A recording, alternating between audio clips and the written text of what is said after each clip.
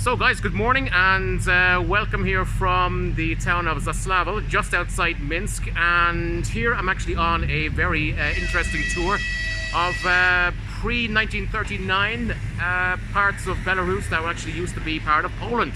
Okay, so I'm here with a very interesting guide. He's been telling me some tidbits about this place here. So I'm here with Ihar Melnikau. So Ihar, hello. Can you tell us a bit about what we're going to do today? The city called Zaslavl, the territory called Soviet Belarus, and so not far from here was the territory of Second Polish Republic. Here we have infrastructure of the 15th Zaslavl border posts of the Soviet Union.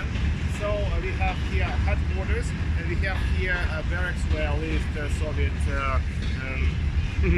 So right behind me is the barracks then of the original barracks from 1933, and original building from 1926. Okay, so you were telling me that this is the building here. It's now a shop where people who crossed the border from Poland into the Soviet Union were interned. Yeah. Just to cross the border, you have to have passport with visa. But if you don't have visa, you have to cross the border without any permission. And it was not so easy for people. That's why they were taken by people in this uniform, this border uniform. And after that, they were taken, for example, to this building and interrogated. Okay, so you're wearing the uniform of the Soviet border guard. This is a uniform from 1935. This is a uniform of the Soviet lieutenant, and well, it's some variant because it's white uniform and original watch, original, for example, badge, the first badge of Soviet Belarus. You can see it there. Here. Excellent. And well, it was typical here in the center of the Slavia in this pre-war period. Yeah. Okay. So can you tell us a bit about yourself? Tell us who you are and what you do. Well, I'm historian, PhD historian, and I'm studying the history of Second World War and the history of pre-war border. I issued two books about the pre-war Polish-Soviet border. The border was near Minsk and border was near Zaslavl. And now I'm preparing a big exhibition in the Museum of Yanka Kupala in Minsk. And on 17th of September 2019 we will have opening ceremony of this big exhibition. Excellent. Okay. About the pre-war border. Okay, so at the end of today's shooting of today's video, I'm going to put a link below where you can find all the information about Ihar's book and also about the tours, the tourist guide as well. Okay, so where we go then next? Well, we are going here in Zaslavl. We will see historical points which have connection with 1939 and 1941, and after that we'll go to the border and cross the pre-war border. Okay, folks, I'm going to show you a little document that I have. What I have here is a Polish passport. Yeah, so pre-war Polish passport. Okay. This is a copy. I have original documents which you will have in my exhibition, which you will have in my links, different pages, different articles. But it's interesting because in this document he has a Soviet visa. I'm going to show you the visa itself. Okay, so it's actually inside the book. So this is my visa to enter the Soviet Union. Pre-war Soviet Union. The pre-war Soviet Union, yes. In 1934. 1934, okay. So, where are we off to now? Let's go. There I go to our old car and we are fine. Let's go, guys.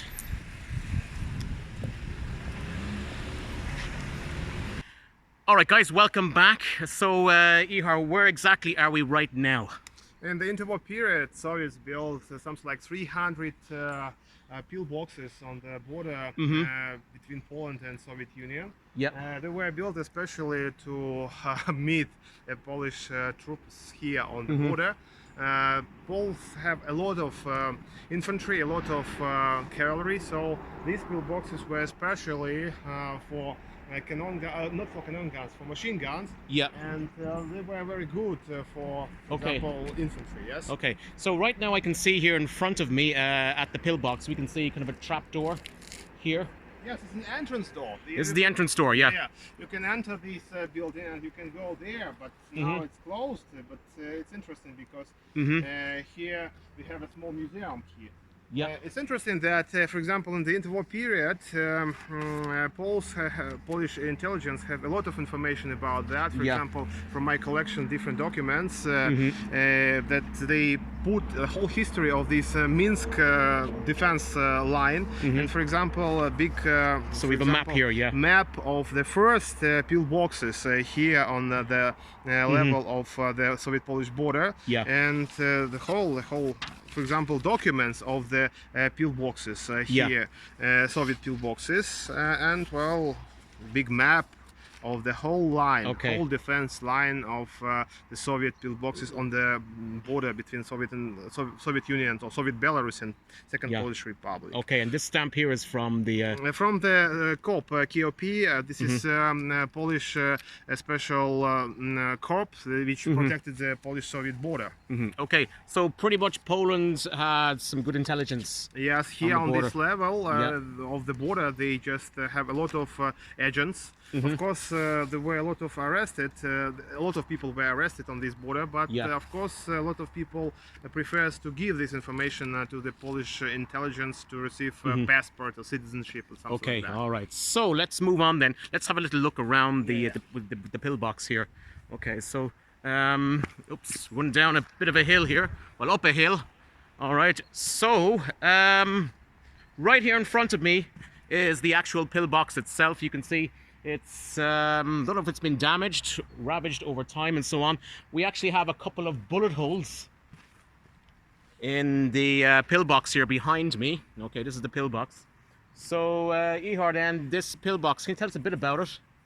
Well, it's a pillbox, especially for two machine guns, machine guns which called Maxim. And, well, of course, a lot of concrete were used to build this building, and we have here holes for the machine guns, and here we have special construction for net to hide this building. And of course, this pillbox protected the street, which the road which we have in front of us. Yeah, I see the road down there. Yeah, and in 1941, German tanks and German infantry came through this road, and it was a big battle here on this level. Okay, all right. So you have the slit here for the machine gun with the Maxim gun, with the actual, that's a metal slit. You open it up, and where the gun would fire out.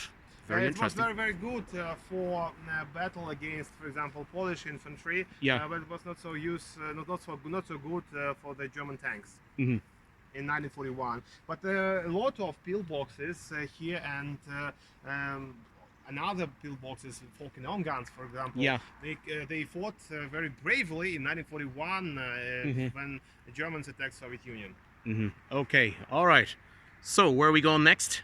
Well, we are going now to the grave of the Soviet bodyguards and Soviet soldiers who fought in 1941, because it was a big battle here in 1941. In 1940, well, Belarus became western part of our republic, but it was a border, in a border between two parts of Belarus. That's why it's interesting, because Germans have to cross border twice.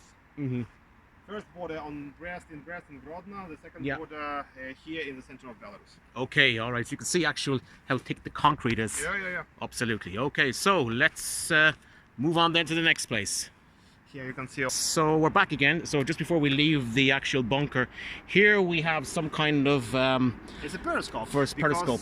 Soviets used here a big pipe to watch the whole territory here in front, and well, it was very good for example, fighting against the infantry. But unfortunately, it was not so useful when, for example, Germans have tanks, panzers, and so on, mechanized divisions. Okay, so we're actually now on top of the actual pillbox itself. Okay, let's move on. Okay, guys, bit of bonus here. We actually found one of the security guards, the Ukrainiki, and we're actually going to go inside the bunker that we have been exploring. Let's go inside. Okay, so I'm going down the stairs, guys, and I have to duck the head because this is actually quite narrow. Okay, so First thing inside, you'll see some equipment here. So we're actually inside. Here, for example, they put stars, or they put something like notice and something like that. Here was a big hole for the machine gun. Just when, for example, infantry came from the backside, they can shoot here. Okay, all right. So let's actually go inside the actual structure itself. This is very, very narrow. Okay, so we have here we have, for example, rifles called Mosin rifles. Mosin rifle. This is a Mosin Nagant. This is a typical weapon for the Soviet infantry in the war period. And here we have elements or copies of machine guns, Maxim machine guns. Here we have a station, radio station, which used by Soviet infantry. And here we have machine guns with the original place where sit soldiers here. So this is the actual machine gun itself. This is the Maxim gun. This is the seat, and if I wanted to activate the machine gun, I just press on the button here. Okay, so open the slit, off we go. And this guy here, he's the radio guy. And here we have original seat. Wow, that's amazing. Here we have air conditioning. Air conditioning here at the bottom. Okay, as you can see at the bottom, we have some air conditioning. Perfect. Excellent. And here we have another hole. Okay, there's another guy. Another machine gunner with the Maxim gun. These Maxim guns, these were water-cooled? Okay, water-cooled. And approximately, how many rounds a minute could they fire? How many rounds a minute? It's difficult for me to say now, but very, very quick, of course. But this is machine gun from not for the First World War, it was from the Anglo-Boers War. It's a very, very good machine gun. Okay, excellent. And here we have... Okay, let's move in, guys. Just give you the idea where we are at the ceiling. Okay, let's move on in, Ducking the head. Here we have... periscope. Okay, so this is the periscope. This is the hatch what we saw earlier for the periscope. So when the Germans when they were attacking, the periscope went up. It's original. It's the original periscope. Wow, take a look at that. Original one. Okay, so this is another machine gunner here. This guy here, the machine gunner. Okay, there he is there. This is machine gunner, this is machine gun, and here we have also radio station. So this is the radio here, so pretty much like my phone in my Soviet apartment. So this is the actual phone itself. So use the phone. We have the 14th Panzer Division on the way. We need some reinforcements. Reinforcements will arrive. Yes, okay. This is wooden doors. Okay, so we have some wooden doors here. Original doors. From this period, Excellent. I have to say, Ihar, it's very, very cramped in here. Extremely cramped inside this bunker. When we were shooting, there were a lot of how it's called. Like something shrapnel? Shrapnel, and of course a lot of noise, and it was very, very difficult to sit here to fight against the enemies, but nothing to do, they have to fight. This is also original, for example, levels, Here so we have the levels there, so they can find the level of the machine gun. A lot of smoke when they As you can imagine, a noise and everything, Okay. Excellent, all right. So we can make picture and we can go. I think we can. Okay, so let's get myself out. Oops, get myself out here. Nearly hit my head off the top. So it's very, very narrow in here. You need to be a small guy. So a guy like Mr. Bold, he would struggle in here. So guys, I'm just going to show you just the rifles again. These are the Mosin Nagant rifle. These were the standard infantry rifles of the Soviet Army, the Red Army, in the 1930s. And also on the way out here, we can see some tools, shovel, we have a little spade here, we have a hammer, and here's an axe, probably for cutting wood or killing Germans, and here, if I can focus it in here guys, we have a pickaxe. Alright, so we're going to head back out again guys, back out from the bunker. This is a little room there where the soldiers would store other material. And so on and so forth. Okay, so you see it's quite narrow here. So let's move on. Okay, we're back then. So Ihar, exactly where are we? We are now on the old cemetery, and we have a common grave of the Soviet soldiers and Soviet border guards. Yep. The 16th Dzerzhinsky border guards. They fought here in 1941 against Nazis. They protected this city for 3 days. They fought against Nazis, and it's interesting that, for example, on the in 1941, on the 24th of June, the Soviet government from Minsk came to Mogilov, and soldiers here, Soviet soldiers, bravely fought against Nazis. They protected also not Zaslavl but also Minsk. Yeah, absolutely. So it was like a holding exercise until the Soviets could actually regroup in Minsk in July 41. And it's June 41. June 41, yeah. Yes, and it's very important because we have here surnames of the Soviet border guards. Here we have Klarinov, for example, Trigubov. They are the chiefs of the Soviet border posts on the pre-war Polish-Soviet border. Awesome. Excellent. Okay. Thank you very much for that. Okay. So where are we off to next? We are going now to the Novaya Pole. This is a pre-war big building where was a big station of the Soviet border guards, and where also the history of the pre-war border we can find. Let's go. Okay, so we're back on the road. We're back in Zhibinki. Ihar, we are on perhaps one of the highest points here in Belarus. Yes. It's not the highest point, but here high hills near Minsk. It feels like Switzerland here. Yeah. And this road goes to Poland, and this way is Soviet Belarus. But we are now in Soviet Belarus, pre-war Soviet Belarus. Okay. And there we have Minsk on this side. Yep. That's why in 1938 was a big plan to change the capital of the Soviet Belarus, to bring the capital from Minsk to Mogilov. Yeah. And here in front we have also pillbox.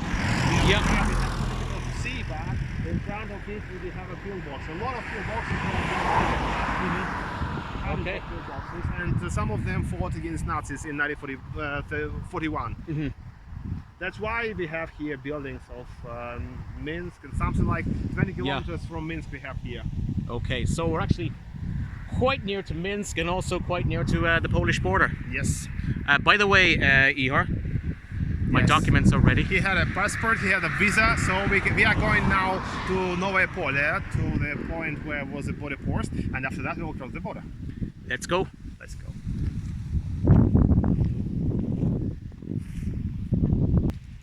Okay guys, welcome back. So we're very, very near to the Polish border. I have my documents ready.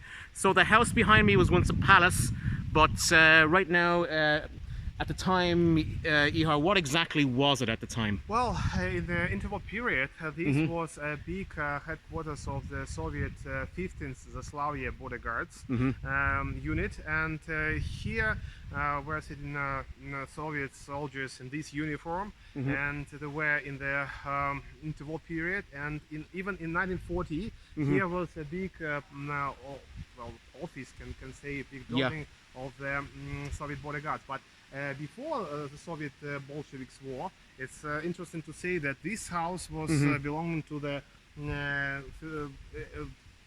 big family, to the very famous family Druski-Lubetsky, and they were very rich. The Hieronym Druski-Lubetsky, the last owner of this house, was a member of the State Duma, the state Russian parliament, and during the Soviet Bolsheviks war he had to move to Warsaw, and he died in Warsaw. And after Soviet Bolsheviks war, border was not far from here, some kilometers, and also it's interesting to say that after that here was a chief or office of the Soviet border guards, but all people which were taken on the border, they were brought to this building, and they were interrogated. After that, they also have a big prison here, and after that, people were taken to Zaslavl. Which is just where we have actually come from, Zaslavl. Yes. Here we have an old park, which belongs to Svetoslav family, and there we have also an old building, original building. It was an old refrigerator, can say. Yes, Lidovnia in Belarusian language. And here we have now a big college, agricultural college. Of course, it needs renovation, but very interesting building, really very important building, very beautiful building. and of course which had a big connection with the interwar Polish-Soviet border. Excellent. Thank you very much, Ihar. So, next stop, guys, we are going to Poland.